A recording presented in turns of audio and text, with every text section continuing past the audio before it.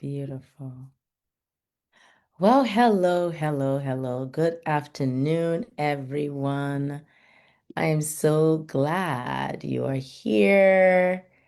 You are here, you're here with me, and it's wow, November already. Where did a year go? We're getting ready to go into 2026. Are you ready? I am, yeah, it's halfway through the decade. I just remember when it was 2019 and we were just getting ready to hit 2020, and voila, here we are in 2025, and we're getting ready to hit 2026.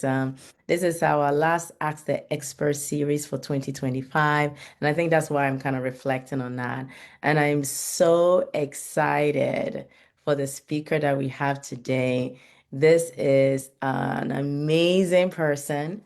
And I know all of you guys hear me. Yes, it's yours truly, Dr. G. Um, it's an amazing person that I'm so happy with because she and I became famous together.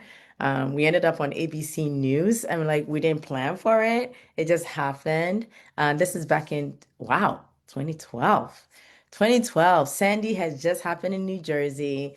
So Dr. Lorell Levy, who's going to be our speaker today on the topic of basics of assessments and evaluation, is a dear colleague, a wonderful mom, and just really passionate about all things special needs like I am. So if you see that stuff that goes on with me that gets me super excited, I want you to introduce another person who is just super excited like I am. We were like a little three musketeers and went to Ghana in 2012 and did some amazing work and things. I mean, as I see the work that's unfolded in Ghana now, I am so just grateful that this person, Dr. Levy, decided to go with me to Ghana even before I fully understood. And she'll tell you a little bit of the story of how I pulled her in. I mean, it was just so random. I'm standing by an elevator at my workplace, and then I ran into her husband. And I'm telling him that I'm going to Ghana and I'm looking for a special education teacher to go with me. And he volunteered his wife. Um, it's like, guess what, honey? You're going to Africa and you're going to Ghana. And she was so gracious to do it. And it's just so amazing. I look back at the impact and the work that we've been able to achieve. And it's just because she said yes to the vision and to the work. And so I'm so excited for her to present today. Dr. Lorell Levy was a learning and disability teacher and consultant in the West Windsor Plainsboro School District in New Jersey. She's a former special education teacher. She received her doctorate in literacy education from Rutgers University and her master's degree in special education as well. She had a bachelor's degree from University of Delaware in elementary and special ed. She's a mom. She's passionate. She used to teach at TCNJ. So I'm going to have her do the rest of the intros, and she can share her own little bit of a journey before she starts into the presentation. So Dr. Levy, Lorell, welcome.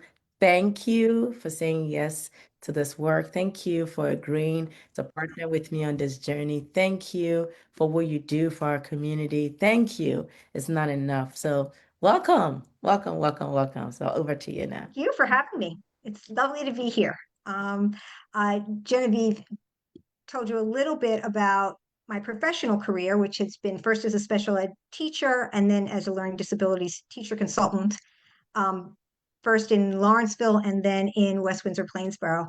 Um, what she didn't, she said I was a mom, but she didn't tell you that my son Miles was diagnosed with autism when he was 2.5, a long time ago, because in March he's going to be 38, which kind of makes me very old. And I don't know how he could be 38 because I'm barely 38, but he is going to be 38 and he's doing very, very well. And we had a long journey. Back when he was diagnosed in 1990, um, not many people knew about what autism was and or what to do about it. Thankfully, we're much better informed now. And I'm grateful for all of the people, Genevieve and all the people out there who have done so much to educate people so that we all know more about autism and know about our kids.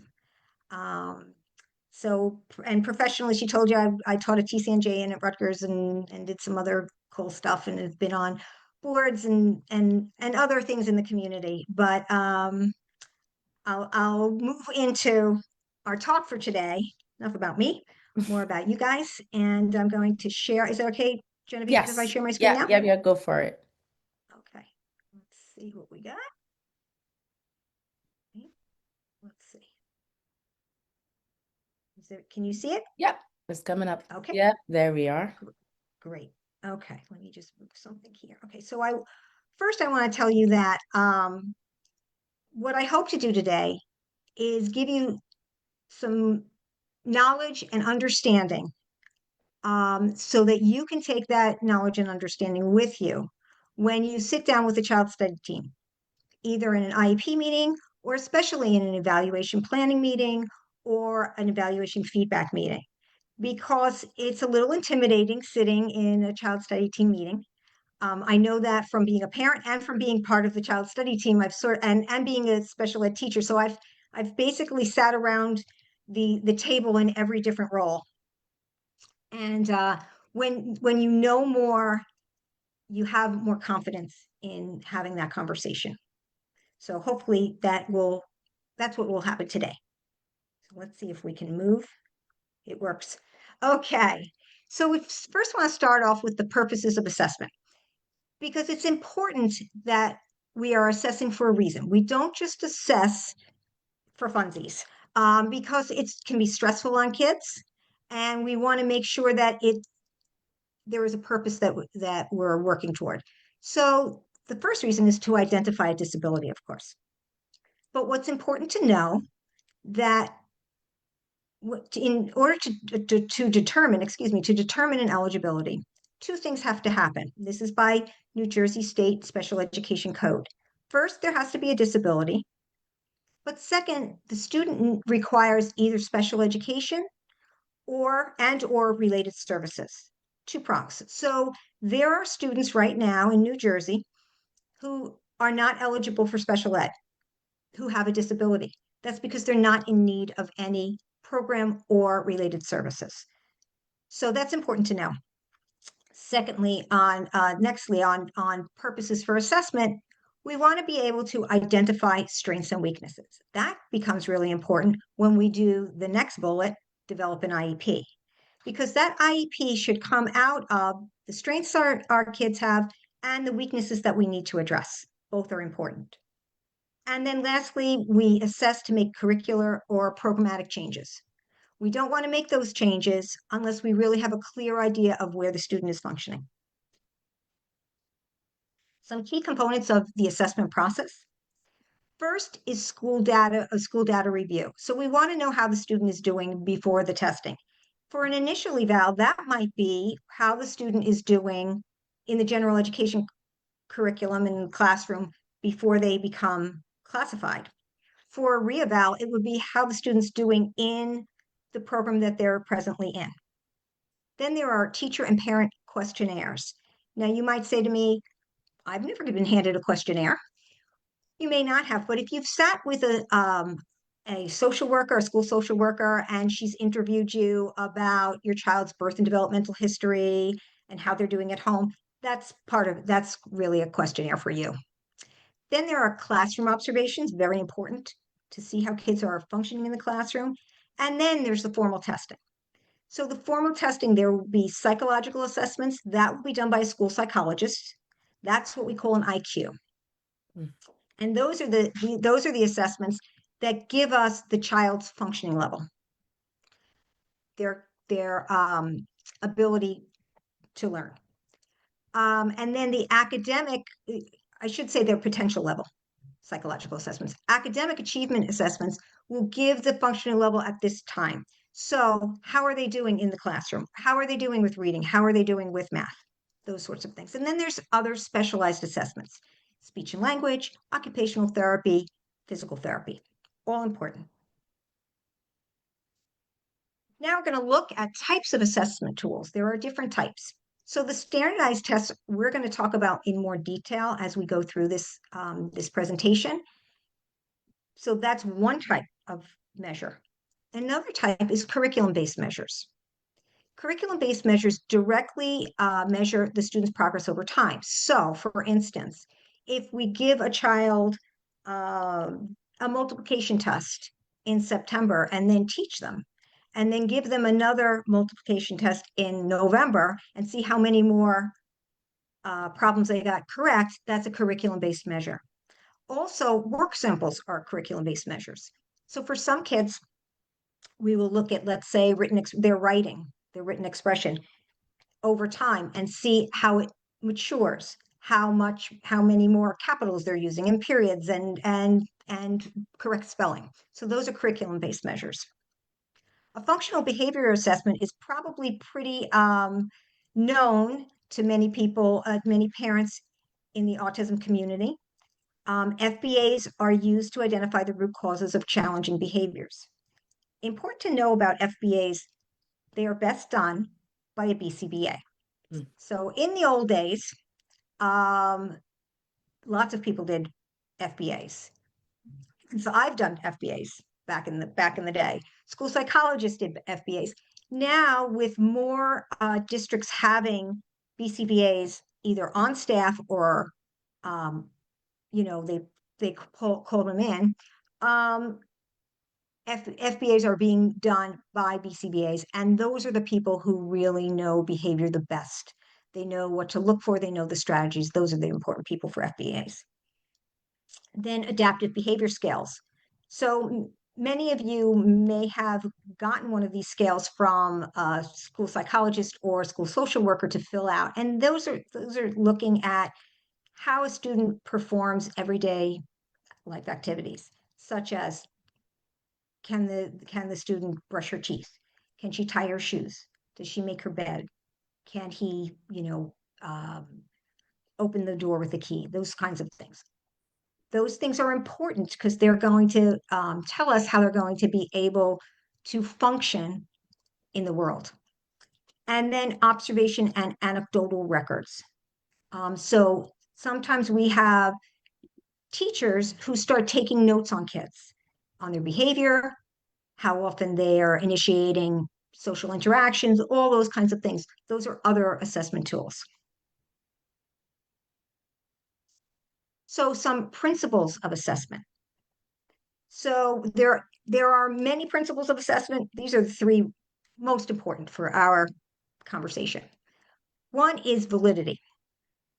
Does the test measure what it's intended to measure? So does a reading comprehension test actually measure reading comprehension? So there are some reading comprehension tests out there that the way they measure reading comprehension is they have a student read a word and then pick one picture out of four that goes with that word. Well, that's a perfectly legitimate reading comprehension measure for a student who is just learning to read. But for a more advanced reader, I want them reading sentences and paragraphs to understand how their reading comprehension is. So the validity of that measure for an older, more advanced reader would not be high. So we want to make sure the test measures what it's intended to measure. Reliability means are the test results consistent and replicable? Meaning if I give the child the test today and sometime in the future, am I going to get consistent results? And then we're going to talk a little bit about giving kids tests multiple times as we move on, because there's some trickiness about that. And then fairness. Is there a bias that discriminates against a certain group? So if I am looking to measure or looking to test a student's written ability, meaning their ability to write sentences and paragraphs, that's written expression, that's what we call it. If I gave that test to a student who had really complicated fine motor difficulties and expected that student to handwrite paragraphs, that's unfair to that child. I need to find a different way to measure written expression for that child. So that's fairness. Okay. What does it mean if a test is standardized? So if a test is standardized, it's administered and it's scored and interpreted in a consistent way with very specific rules and conditions. So for the child study team evaluations, all of the standardized tests we give are individually administered. That's not true of all standardized tests, but for child study team evals, they're all individually administered. An example of a group administered standardized test would be something like the SAT. We give our tests in quiet, well-lit testing spaces so that kids have the best opportunity to show us what they know. There are uniform questions given. We give consistent instructions down to the word. We read it from a manual or from a test protocol. The idea is everybody gets the same input so we can judge the output fairly. And the amount of time allotted for each question or activity is the same. And there's always a scoring key or rubric, or sometimes they're a lot of times they're electronically scored now. So that's what we mean when we talk about standardized testing. Now we're going to talk a little bit about norm reference testing. So norm reference testing is a type of assessment that compares students' performance to the performance of another large group, a sample group, known as the norming group. It's used to measure how a person's skills compare with others in their same age level or grade level. The purpose of these kinds of tests is to identify a student's performance compared to his or her peers. These norm reference tests are designed to produce what's called a normal distribution. I'm going to show you what that means in a minute. A normal distribution of scores, with most of the test takers scoring near the average range, and fewer scoring at both the high and the low ends. Norm reference tests use standardized scoring systems, and we're going to talk more about those in a minute, such as standard scores and percentile ranks. And they help us to compare the student's performance against the norming group. So how do we get a norming group? What the publisher does is before the test is ever published, they give the test to a large number of students. And then they look at their scores as a group. And from that, they use that group to compare individual scores to that group. So that norming group really has to look like a cross section of the population to be tested. That's really important. That group should be made up of children from across the country in urban, rural, and suburban areas. Why? The reason why is if we're going to be comparing the student score to this norm group, we want to be comparing, as we say, apples to apples. So if the norm group only has kids from rural areas in it, for instance, and I test a student in an urban area, then when I'm comparing scores, I'm comparing now apples to oranges. There's no one to compare to. So that's why the norm group has to really look representative of the kids that you're going to be testing. Now, this is what is called a normal curve or a bell curve. And you see it's called a bell curve because there's that bell shape. Now, most kids who take a test are going to be in the average range. That's why it's average. So between those purple arrows, you will see the curve is very high. The mountain's high, the bell's high, because that's where the most kids are. Now, if we look at the light blue-green arrows, that's below average and above average. There's somewhat fewer kids in those areas because those are we get those scores less often than in the average. And then as we go further out to the significantly below average or above average range, the oranges and the red zones, there's many fewer students who are scoring very high scores or very low scores. you can see down here, my little band is, I'm going to move that because it's right in the way.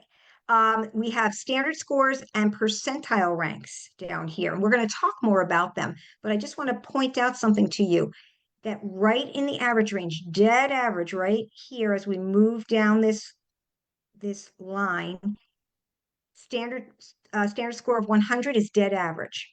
That doesn't mean they got 100% correct on the test. It's just, it's a number that's dead average for a standard score. And a percentile rank, 50th percentile is dead average. Now we'll come back to that in a minute. Let's see. There we go. Okay. So let's look at some scores. Standard score is how far a particular score is from the average of the scores that norm group got. So a standard score between 85 and 115 is typically the average range for IQ tests. So let's go back there. 85 to 115 down here is all in the average range. That means a student who got a score of 90 is in the average range, and a student who got a score of 114 still in the average range. It's a large range. Achievement tests sometimes have an average range just a little smaller, from 90 to 110. Okay, now percentile rank. This is the way I've always described percentile rank to parents. If we lined up 100 students exactly your child's age, the percentile rank tells us where your child would be standing in the line if we compare the scores. So for a percentile rank of 97, your child would be standing in the front of most of the others in the line. 96 kids are standing behind him. So that's a fairly high score, very high score. A percentile rank of 5, most of the other students would be standing in front of your child, only 4 kids behind him. So that's a fairly low score. So as you can see, if we go back here, up here at 97 or 98, we're pretty high. Down here at 4 or 5 or 2, we're in a fairly low score. Okay. Now, age and grade equivalents you will sometimes see them in reports. They are not as reliable. They should not be used in reporting scores in child state team evaluations. Period. with one caveat. If you see a report that has standard score, percentile rank, and an age equivalent, that's fine. Ignore the age equivalent, ignore the grade equivalent, but you have the other scores. If only age and grade equivalents are reported, you should request that standard scores or percentile ranks are reported. And that is, it's those scores, those specific standard and percentile, that's already in code in New Jersey special ed code. So that is quite okay for you to request that. Okay. Now, basals and ceilings. So now I'm going to give you like inside baseball stuff of testing. You're going to know so much, you won't even know what to do with. So as examiners, we don't want to give student a lot of items that are either too easy or too hard. It's silly. It's a waste of time. We don't want to stress them out.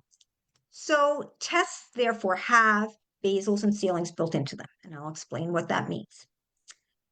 As an examiner, the manual will tell me what item to start on if a student is a particular age. So if I have, let's say, a 10-year-old, it will say start on item 8. So I start on item 8. I don't give them 1 through 7. Start on 8 and I start testing. I give the student number 8, number 9, etc. I'm looking if I have a basal of 6, and I use 6 because on the Woodcock-Johnson, they use a basal of 6. I need the student to get 6 of them correct, and then I've established a basal. So what does that mean? So if I start on number 8, I do 8, 9, 10, 11, 12, 13. If he gets 8 through 13 correct, I've established my basal, which means those first 7 items are scored as correct. I didn't give them, but because I have a basal and I have 6 correct, The assumption is he would have gotten the easier ones before that correct. So there's my basal. If a student gets, and so there has to be 6 in a row. If a student gets 5 correct, so starts on 8, 8, 9, 10, 11, 12, 13 is incorrect. I don't have basal. So what I have to do is test back. So that means I test the score, the item before number 8, which is 7. If he gets that correct, now I've got my basal. If he doesn't, I got to keep testing back till I get 6 correct in a row. Okay, does that make sense? So Mm-hmm. that's a little instant baseball, but it's important for you to know. Different tests have different basals. Some have 4, 4 in a row, 5 in a row, 6 in a row. So now I have my basal, and now I keep testing. Let's see, wait. Now I'm stuck and it's not moving down. Hold on. Can you hit escape and see if it works? There it goes. My touch wasn't right. So now we have to find a ceiling. So I've got my basal and I keep testing. I continue to test until the student answers a specific number of items incorrectly. Now I'm going to use a ceiling of 6 again. The incorrect items again have to be in a row. So if I have a ceiling of 6 and the student answers 5 incorrect, 1, 2, 3, 4, 5, and the 6th one is correct, I have to keep going because I haven't hit my ceiling. It has to be 6 in a row. Now, what we know about testing is some kids get anxious if they sense that they're not getting items correct, because that's how all of these tests end, with a ceiling. So there's going to be incorrect answers.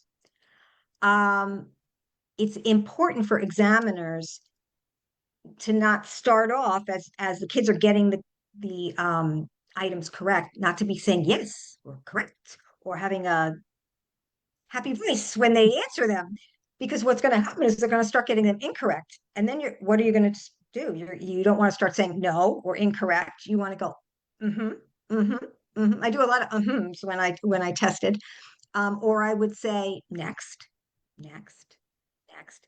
That is very neutral. Doesn't show whether you got it correct or incorrect, because the idea is you don't want to be switching emotionally and verbally what you're saying, so kids pick up on that. So we have some challenges of testing students who are not English language speakers, because the majority of tests used by child study teams were written for English language speakers. There are some Spanish versions of some tests. The majority of tests were also normed on English language speakers. So remember what I said, when we have our norming population, we want to be comparing apples to apples. And if there are no kids who are not English language speakers in the norming population, how do we compare? There are times, and I've done this in my past, when an interpreter is used. But when you use an interpreter, you can't use the scores in your report. You can just report on the performance. So you could say, I gave the student this test. He was able to do ABC. He struggled with XYZ. You could describe it, but you can't use the scores. One caution, as an examiner, I don't know what the interpreter is saying to the child. Mm. So if I speak English, the interpreter and the child speak Urdu. I know that I said something and then the interpreter said something, but I don't know if she's saying exactly what I'm saying. I'm hoping she is, but I don't know that. I don't know if she's phrasing it or emphasizing something in a way that will make it either harder or easier for the students. So there are some inherent issues and problems with testing kids who are not English language speakers. And we just have to be careful about interpreting those evaluations and test results. We sometimes conduct evaluations under non-standard conditions. Most of the time, it's really important to stay within standardization rules. We want to read the directions exactly as they're written. We want to establish the basals and ceilings. We want to keep to the time limits. That's how we can use those scores with confidence and report those scores with confidence. Very rarely, examiners will break standardization, what we call testing the limit, in order to assess a student's full potential. If they think they can get more out of the student that way. So, for example, it could take the form of extending the time limit, changing the way the instructions are given. So, as an example, if I know a student is learning their multiplication facts and really doing well in math calculations, but they're very, very slow. The teacher tells me I've observed the child. There's two things I could do, one of two ways. One, sticking with the standardization, is give them that timed test of math problems. And they're probably going to get a low score because they move very slowly. And then explain, while the score is low, upon further evaluation of the student's performance, I see that every problem that the student, attempted, was correct. So they work slowly, but they're accurate. So that tells you something. It's got a low score, but the other way you could do it is break standardization and say, I gave the student this test and I did not time it at all, and he got everything correct, but it took him 3 times as long as the test is supposed to run. So those are two different ways of evaluating a student. It's important to know that if you break standardization in any way, you can't report the scores. You can't use standard scores, percentile ranks, any other scores. You can just report the performance. So independent evaluations. So independent evaluations become part of the child study team decision-making process in two different ways. One is if parents privately pay for an evaluation and submit it to the child study team for consideration. Important to know by code, if you present an evaluation to the child study team, the child study team must accept and consider it. Consider it does not mean they're going to take everything that your private evaluator said and put it into the IEP. It just means they're going to consider it. Then the other way that we get independent evaluations, if parents can request an independent evaluation when they're not in agreement with one of the evaluations from the child study team. Also important to know, if you had the child had a psych, learning eval, and speech eval in this one child study team evaluation process, you are allowed by code to request one independent evaluation where the district would be responsible for paying for an outside evaluation. They'll usually give you a choice of 3 or 4 different evaluators, and you pick the one you want, and then they pay. That means one. So you can't ask for the psych, the ed, and the speech to be done over. They won't pay for that, but one. So independent evaluations. When an independent evaluator evaluates a student, that person should know what assessments have been recently used. Why? We're going to talk about the practice effect. So the practice effect says that with repeated exposures to a test, if I give a test 2 or 3 times, a student's performance just goes up because they're familiar with the test now. They might remember a question from the last time, or just they're familiar with the format.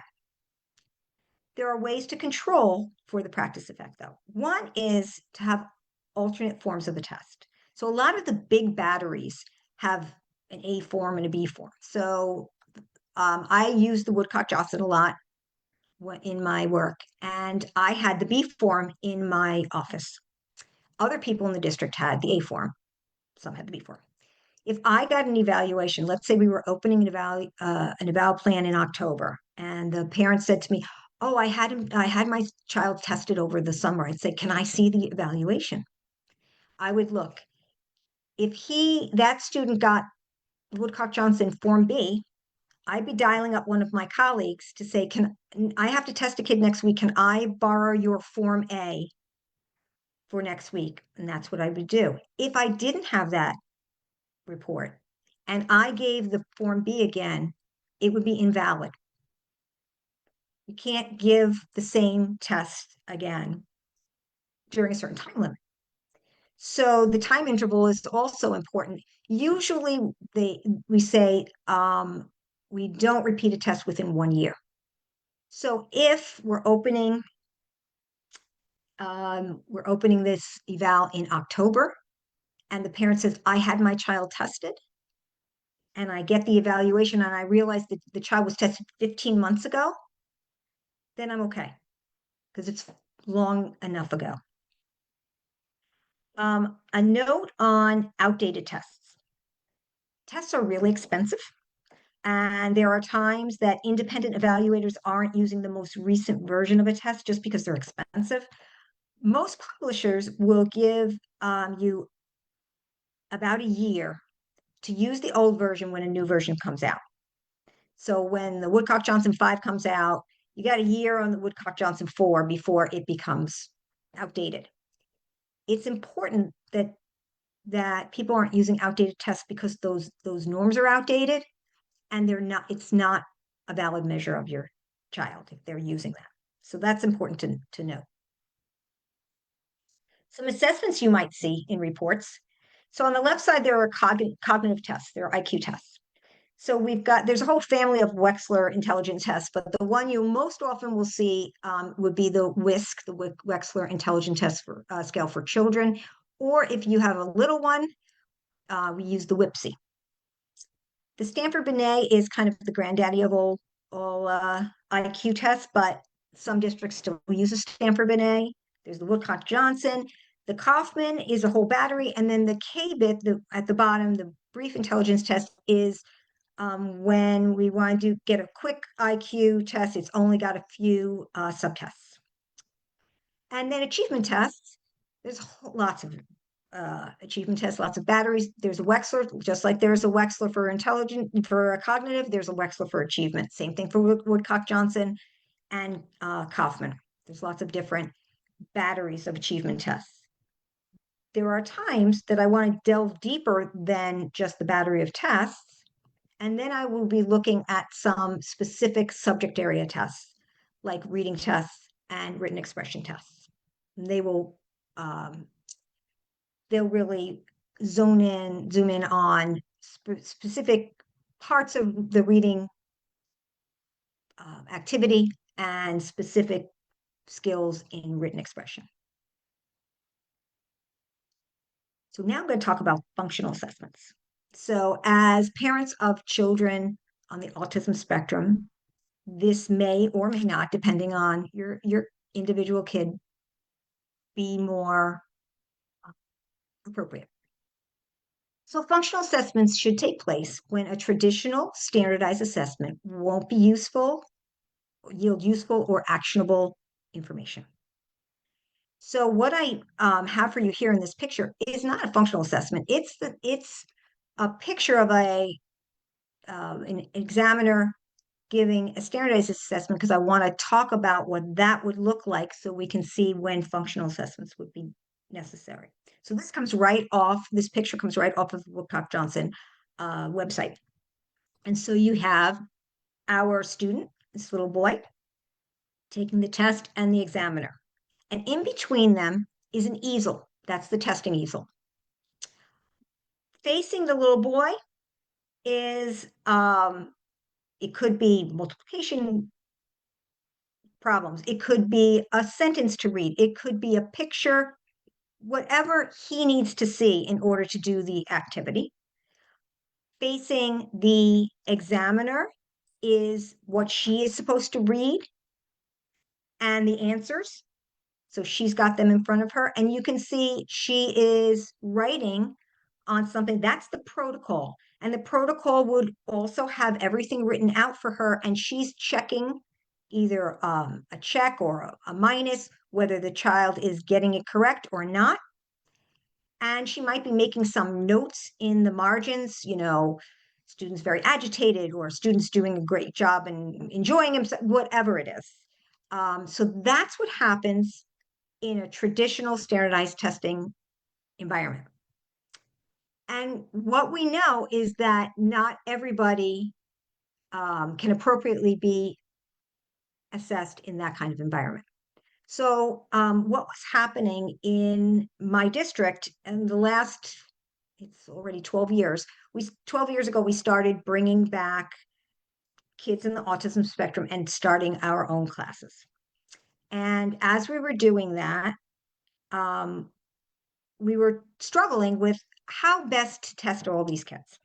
So in my school, we had at when I was there, we had four preschool autism classes and six school age classes. 10 classes in a school. We were like a little school within a school. And they now, I think they're up to 11 classes right now. And what happened as these kids came in was we realized we were not doing an adequate job of assessing them. So I would sit a kid in front of me with the easel, and sometimes I couldn't even establish a basal. Sometimes I established a basal and they got one other question correct, and that was it.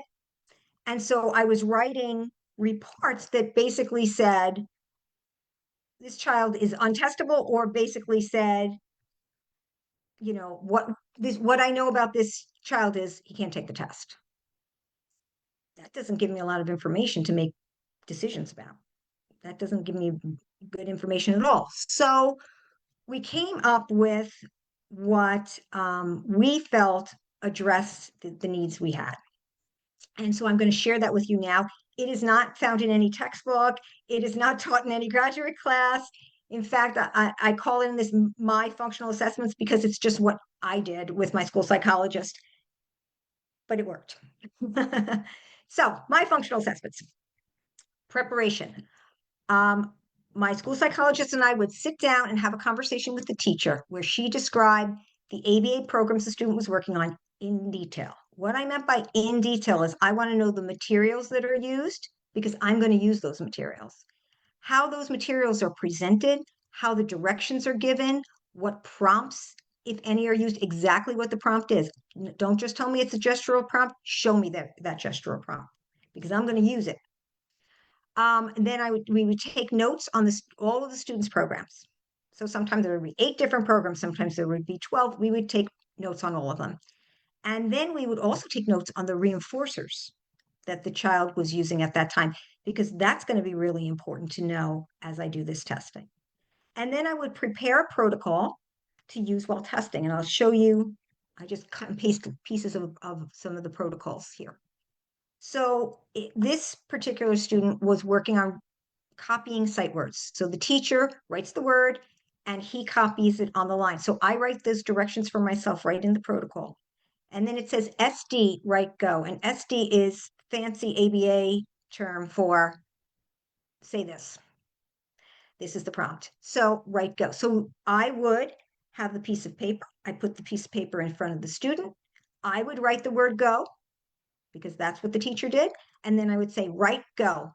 And if he were able to write it after me, it would be a check. If not, it would be a minus. So the next one was sequencing 3 scene picture stories. And it says use the frame. And the reason it says use the frame is that teacher, when we had that conversation, told me that she uses a 3 square frame, and then she hands the students three picture cards that tell a story mixed up. And then the child knows to put the pictures in order for eating an apple, going to school, making a bed, going down the slide. There's no SD here because the student knows what he's supposed to do. Once you give him that frame, you give him the cards, he goes to town, he knows what to do. Another one is naming the function of objects. So for this one, what do you do with a book? Read. What do you do with scissors? Cut. For sometimes the student would still be using the pictures. So I would put out the book. This one doesn't say either way, but For some, I would put out the picture of the book and then I'd say, what do you do with the book? And then they'd say, read. For others, they were past the picture. I don't have to show the picture at all. And I just ask the question. So that's how I prepare the protocol for my functional testing. Now, the testing. First, the school psychologist and I set up all our materials and our reinforcers before the student enters the testing room. I want everything ready. We are not doing this on the fly. We're prepared. I bring the student into the room and let them explore a little if that's appropriate. So for some kids, the best thing I could do was let them roam around the office, touch a couple of things, look at some things, and then we're ready to sit down. For other kids, that's a disaster. I'm never going to get them in the seat. I'm going to go straight in and sit them down and we start. I know that by my conversation with the teacher and my observations, I know which way I'm going to go. For some kids, I'm going to seat them looking away from the window because the window is going to be too distracting. Other kids, I'm definitely not pointing them toward my shelving because I've got toys on the shelf and that's going to be too distracting. You have to know the child. And then you reinforce as needed to keep the student working. And you use the protocol to document the answers and behaviors. So I would do all the actual work with the student. My school psychologist would be right next to the child taking notes, writing down what they're doing, and then taking any kind of behavioral notes.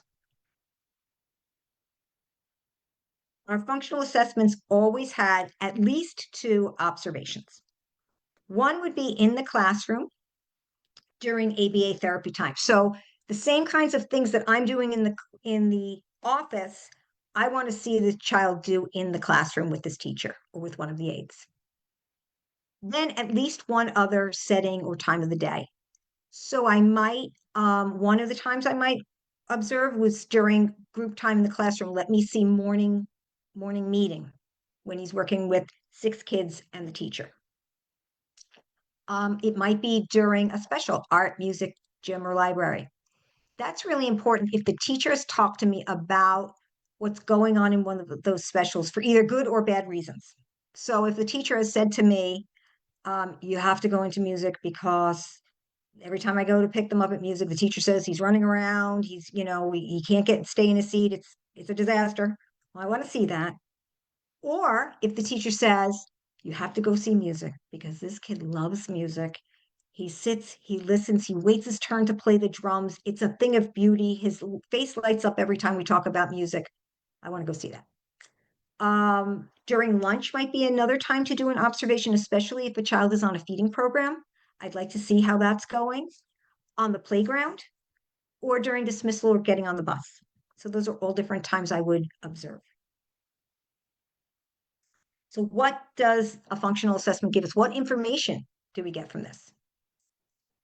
So by doing the same activities that are done in the classroom in my office with me, so new environment, person, we can see if the child is able to generalize the things he's working on. That's really important for our kids because our kids can learn things. Generalization is a little harder. It helps us explain if the students are in the early stages of learning a skill or have mastered and generalized. So, in other words, if a teacher says to me, he's doing great, we've been working on letter ID, he's got all 26 letters. I'm like, great. Then with me, he's got 7. That doesn't mean he hasn't learned anything. That means you're still in the early stages of learning this skill. That skill is not mastered and it's not generalized yet. It gives us some good information of what you have to work on because those 7 letters, he's got generalized. It's the other ones you got to still work on for generalization. And then we can talk about different ways of generalizing and teaching to generalization. It also tells us if the behavior and attention and learning, how that's working and how that factors into less structured times of the day. So we know how he's doing during discrete trial time. And now let's look at how he's doing during all the other times of the day. How does that interact? So, in conclusion, as we look at testing and assessments, we have standardized and we have functional assessments, and there are pros and cons to both. For standardized testing, you get to compare the student to a larger group, that norming group. This way, we get a better idea how the student is doing compared to grade level peers or age level peers. And that's really important information, especially if you're talking about or thinking about putting the child into a general education setting for part of the day. We want to know how they compare to their general education peers in those academic areas. Functional assessment looks at the student's individual skills. You get a good picture of what the student can and can't do, but you can't really compare it to their peers. So you're really comparing the student to himself at an earlier time. So that's the difference. I gave you a lot of information in a short amount of time. I appreciate your attention, and I hope this was helpful. I'm going to stop my share. Yeah, no, this is great. I know I did. You're clapping your hands, so you probably she's a has an appreciation for it. So you really, I mean, I think all the years I've done many topics, I've never really spent time to really do this part of it. So this is really new information for me. So Oh, thank you so much. Yeah, no, because many a times I've you know these tests have to be done. So I'm just gonna go really backwards basics. And you talked about it in the beginning. I think that was your first slide when you talked about the reason and the purpose for it. We have a lot of parents that don't want the title or the label. Maybe that's a better word. Can you just comment on why this is necessary? This will help them because it's overwhelming to think that your child may need different type of education. So can you just comment a little bit about that? so I understand the fear, the trepidation, the I don't want my kids singled out. I get that. But let me think of how the best way to put it. The classification unlocks the door to a lot of things that your child will need. So without it, the door stays closed. And so you're out there, and your child is out there in it, maybe in an environment that is very stressful for her without all of the supports that he may need. And we love our kids and we can't protect them from everything, but we don't want to throw them out into an environment that is hard for them to cope with. So we want to give them what they need. All right, excellent. At least I know, so there's quite a number of the team from Haven that have logged on here. So just so you know from the school. So at least from that perspective. So in the United States, they typically require or they offer for evaluations to be done almost every year, and able to do it every 3 years. Yeah. Can you comment? And oftentimes I know from my son when he was going through school, they will always ask me if I want to waive it. Can you comment about that? Because we in the And parent certainly comment. circles, we in the parent circles, like, don't ever say no. Can you comment Uh, about what? Yeah. sure. I very rarely asked parents to waive testing, so just so you know that. I'll put that out there first. I think testing is important. There are times that waiving is appropriate. So I'll give you an example. You've had an IQ test one time, 3 years later, you had another IQ test. It was almost the same. The third time, uh, it's not going to change that much. IQ doesn't change that much. So after two consistent ones, you might want to waive the IQ test. You might not. You might want to say, well, things have happened. I want to see if it's consistent. That's fine. And educational, there's no reason to waive. You're measuring what the child knows and can do functionally now. It's going to be different from 3 years ago. So I wouldn't see a reason most of the time to waive it. Or speech and language. I mean, there are parents who would like to waive it because they don't want to put their child under the stress. I get it. But I will tell you, if I opened a file back when I was doing this and saw that, they had waived the testing, and so I worked in an elementary school that was K-3, but I did evaluations, up to the high school. Um, just they'd pull me in when they had an overflow of evals. And if I had a ninth grader, let's say, and I opened up and they didn't get the evaluate, they waived in sixth grade. So the last testing data is from third grade, and I've got a ninth grader in front of me. How am I supposed to compare that? That's way too long a time. So I would be hesitant to waive testing. All the child state teams out there are going to be very angry with me, but Well, that's why I wanted you to comment on that because I think you explain it very well. And I really want to go basic. Explain what is an IQ because I always used to do these they will the child study team will do these evaluations and the result was like, what language is this? After today, I still like don't even understand. So, can you just comment on what an IQ it is and just for families or individuals who are hearing about it and what's sure. the significance of that? So an IQ stands for intelligence quotient. It is a measure of a student's potential. So it's not, I'm not going to give them, I don't give IQs, the school psychologists, but they're not going to give, you know, um, more subject oriented stuff like reading and writing and math. They're going to do things that look at their ability to think, use verbal words for thinking, use pictures for thinking. How kids think. They might do things, so their activities look less school-like.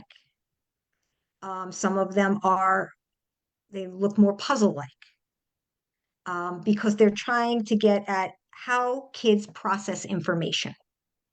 And so that's what it is a measure of.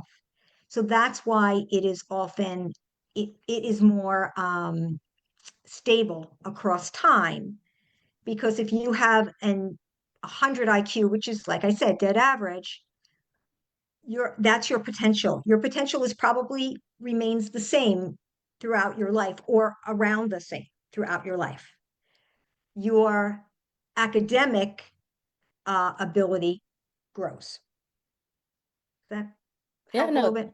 that helps because then that implies that at the different ages, the type of testing that will be offered will be based on what we anticipate that person's ability to solve those issues and things like that. So very well explained there. So that's super helpful. And so that's one of the key, it sounds like assessment tests that will be done. My other question is, and I know like I said, this is like so fascinating. I'll probably watch it later just to like make sure now I understand it. You talked about independent evaluations because I'm hitting on all the touchy points that That's parents why I put have. it in there. Because these are like the touch points. Because some of us are like, yeah, no, I'm gonna go get an independent eval done. What would be some of the scenarios in which why somebody's gonna request for an independent eval? Is it because they felt that the results, and then maybe you can comment on why you need those evaluations to be able to design, right? Design the individualized education planning. So maybe just kind of comment a little bit about that because a lot of parents don't understand why these evals are necessary in the first place because you said IEP. I just wanted them to understand what that is. And then what scenarios will people request for it? So we use these evaluations as part of the development of an IEP. So part of it is, what is the child's potential? How is the child functioning right now? That's where my testing comes in. What can he do? What can he do? But we also have to use observations, parent input, and teacher input. So, there are times where I'm evaluating a child and I'll say, he struggled with this, this, and this. And the teacher will say, but he's doing it in class. Not consistently, but he's starting to. And so that gives us, more information. So there is no one score in any testing that's going to tell you this is what the IP should look like. Nobody should be making decisions on one score or one evaluation. It has to be it has to be a piece of the puzzle when we design an IEP. And then there was another question there, and I can't remember what the other part of your Yeah, question was. what scenarios would people request for an independent evaluation? So when would it be appropriate? So there are times where parents will read a report and say, I don't agree with this. I don't think this is, my kid. And then you can request an independent evaluation. It happens rarely like that. It does happen that way. More often I see parents have gone out, gotten evaluations on their own, and then share them with us. That's the more typical scenario. Yeah, I was gonna say I've seen that because their perception, and perception is not always truthful, is that there's a desire to give less supports and services. Therefore, parents feel the need to go out there and get that evaluations to just collaborate with the idea that resources are necessary to help that individual progress, right? So to your point, that's where sometimes I see, but occasionally I've seen the flip side of it where people are asking for it. But I was really thankful that you shared that the assessment tools, if I can use that word, could expire because there are updated versions and people may be using outdated ones. So that could be the reason for the differences there. So for folks listening out there, always want to ask and ensure that you're using the latest tool for the assessment. I think there was a question in here about if what if another evaluator administers the eval? I think that person asked that question at the time when you were talking about if you knew that a student was assessed using a Form A versus Form B. So I think that around that time is when I saw that question. So Ade, Ranke, if you can comment on that was your question. Yes. What if another evaluator administers the eval? The same one. Yeah, Is I that what think you're that's asking? Ade, Yes. was that the one So what you were asking? Hi, yes. I was asking because you said if, for example, you evaluated a student with A, you will get B for the second evaluation. So I want to know if, even though you used A, can another evaluator use the same A? Like another no. evaluator, because Or I know. if they did, those scores are invalid. Oh, okay. Unless it was over a year later. Okay. So if you had an A, a year ago, Hmm. September 2024, and then had an A in November 2025, that's okay. Because now you have the time span that erases that practice effect. Got it. But if it's within that year, you need the Hmm. different form to help address the practice effect. Okay. Does that make sense? Yes, it Yeah, does. so Ade, it's not Mhm. Ranke, it's not based on the evaluator, it's based on the test. I Yeah. think that's what Yes. you're trying to get Yes. clarified. Because if they're following the script, then they should be doing it. And that's what you said that you are able to ensure the bias is eliminated by not commenting yes, no, and being very Correct. strict about that. See, I'm learning. I think Patricia was asking questions. Do you encourage evaluation and IQ every year? No, I would not.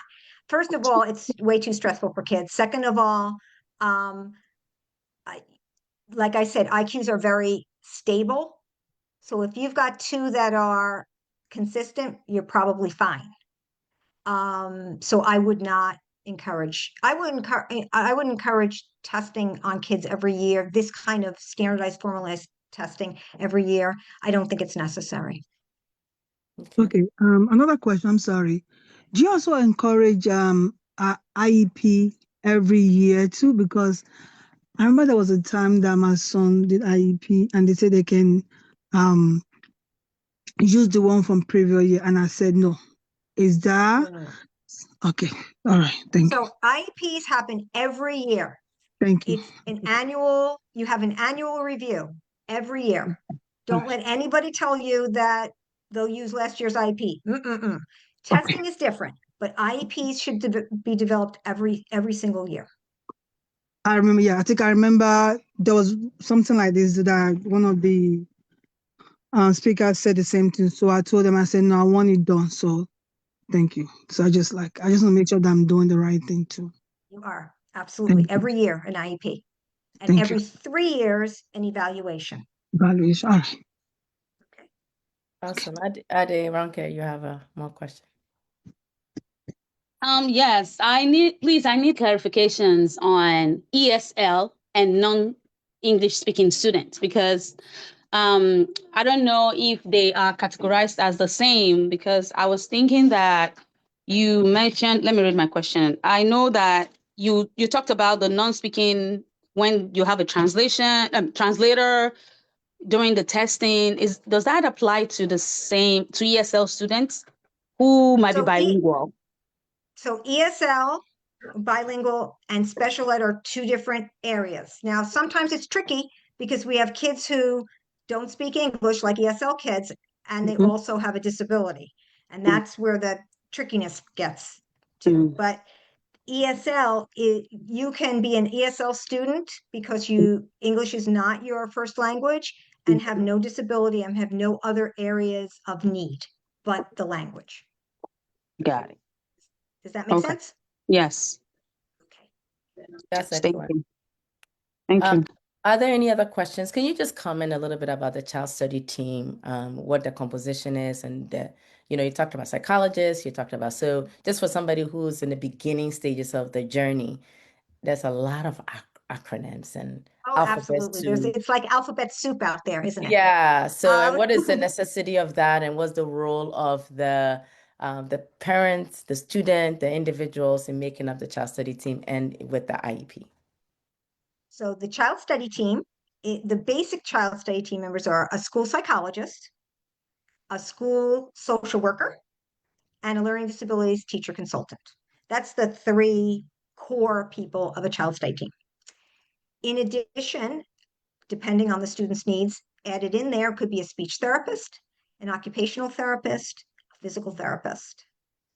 Um, Parents aren't part of the child study team, but they are part of the IEP team. Mm, So that's a little different. The IEP team is all the people who are involved in creating an IEP and um, documenting it, and then the school implements it. So while parents, you're not part of the child study team, they have specialized skills in certain areas. You are absolutely part of the IEP team because nobody knows the child better than you do. And you know the child in a way that school personnel don't know the child. You know the child when he's running around in his footy pajamas on Saturday morning eating cereal, and we don't know that kid. And we don't know all the other amazing, wonderful things that are going on in your home and challenging things that are going on in your home that you can share with us as we build and design an IEP. got That's it. why that conversation with the school social worker is so important because that's where you get to really talk about your child in different settings. Got it. All right, that's awesome. So question for standardized testing, SAT. I mean, I'll borrow 3 more minutes of your time. I know we were way over. Um, Standardized testing, SATs, ACTs. I know that for some individuals, they get the time test, and some people get more time. So for our population who are interested in going to college, could you just comment on what should parents be looking out for? How should they help their student prepare for college? So it's important to note that those extensions and modifications for SATs spring out of the IEP. So if you've never had extended time in an IEP through 12, 13 years of schooling from kindergarten to 12th grade, then they are not, SAT is not going to give you extended time Mm, because they're saying, we have no documentation of you ever needing it now. We're not giving it to you for this. So if you think the child's going to need it moving forward, you need to have that conversation with the child study team a few years before and see if they need it in class. If they don't need it in class, they probably don't need it for the SAT. So it's linked to their school performance and school needs. Okay, sorry, quick question. So my son has that. So does that carry over when he's doing the SAT too? Because he does It have carries SAT. if it is in the IEP, it will carry over. You will have to apply for those modifications Yes. when he enrolled. And that's now we're getting out of my area of expertise, but that is something that you request Yeah. when you're registering for the test. And then you have to show documentation. Oh, okay. So, because he has it right now, so I had to get it from the Yes. school. Yeah. Okay, good. That's why I brought it up, Patricia, because I know that there's students out there who do require it. I just didn't know functionally how that's done. So it just sounds like this would be something that should be incorporated into IEPs now so that you do have the evidence and the documentation based on what Dr. Levy said. I'm gonna go take a look at my son, yeah, because I know he has it as because I want to make sure Okay. something. All right. All right. So one last question here. My daughter is turning 18 soon. She has Down syndrome, autism spectrum, intellectual disability. Does she need specific testing or evaluation completed before or immediately after 18th birthday in order to ensure she maintains access to adult services and disability benefits? Yes, your child station should talk to you about which ones they think she will need to go into services outside of school. Usually they want an updated IQ, a psychological, and often an updated learning with the achievement levels, that so that they use that documentation to access outside supports after school. Yeah, that was an excellent question. Nick asked the question, what assessment tools are most effective for measuring social communication skills in student with autism? You should have asked your question earlier, Nick. Whoops. That's That's a rough question. Because I'm not a speech and language therapist, I would have to talk to my speech and language therapist about that. yeah, There are definitely measures to look at social language, yeah. but I don't know them off the top of my head because I don't give them. Yeah, so we'll do that offline because he's part of the school's the Haven International team. So we can Okay. talk offline with that. So we'll get And if you Lorell. need me to look, Yeah. to research that further with speech therapists, I certainly can. Yeah, so we'll connect with that on that. All right. This has been a fantastic. I know for those of you who are on here, let's give her some love if you feel that this was good, this was helpful, because she is missing her Giants game to be here. So It's I want to okay. see some love. I want to see some love. Yeah. Thank you very much. Yeah, no, Thank you. All that love. I love it. this is great. Really, really, yeah. So we'll connect offline with the Haven team for that.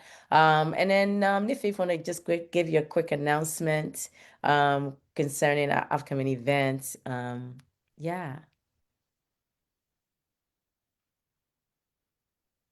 Hello, everybody. I hope you can see my screen. Okay. Yes. Well, first of all, it's officially Gala Week. I hope we're all excited. So we do have a couple tickets left for our upcoming gala on Saturday. So the link to RSVP or register is here in the QR code. You can scan it or you can click on the tiny URL. It'll also take you to the website. There's only a few tickets left, so I would say you should act as quickly as possible in order to snag something. But it's going to be a great time, and we are looking forward to seeing all of your beautiful faces.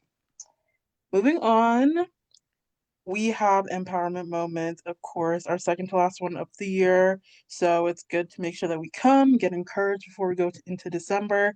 That'll be on November 28th. It is the Friday after Thanksgiving at 7 p.m. over Zoom. So we are looking forward to seeing all of your beautiful faces again, of course. And then lastly, we have our holiday party coming up. Claps for that. It's always a great time. It'll be Sunday, December 14th. It'll be in Piscataway, New Jersey. We will be posting the full address very, very soon. So just make sure you come. We'll have Santa, arts, crafts, games, dancing. It's always a great time with the kids. Invite your friends, invite your family. We're going to have a lot of fun. So that is all my announcements. And if you have any questions, you can email us at info@mygoalinc.org. Awesome. Thank you so much. We posted a link for today's presentation that Dr. Levy did a fantastic job of. So for families out there, you'll be able to also catch it back on our social media handle, YouTube, and also on Facebook. Do go listen to it again because it will be super helpful now that you know why these evaluations are necessary. This is also crucial so you can measure improvement for your kids. She says something that was really pivotal, generalization. Because a lot of times we think, oh, yeah, they're great. And then we go into certain circles and they are not able to perform. So these are some of the ways that we can really be objective about what they've learned. So I hope you've learned a lot. We'd love to hear from you in terms of what are the topics in the future. You loved her presentation. We'll get her back, I promise. So once again, Dr. Levy, thank you so much. This was really, really My great. pleasure. My We pleasure. thank you for the time and go Giants. I don't know who they're playing against, but I'm rooting for you for them. Well, thank Um, you. on that note, see you guys all for the next upcoming events. Thank you so much. Bye bye.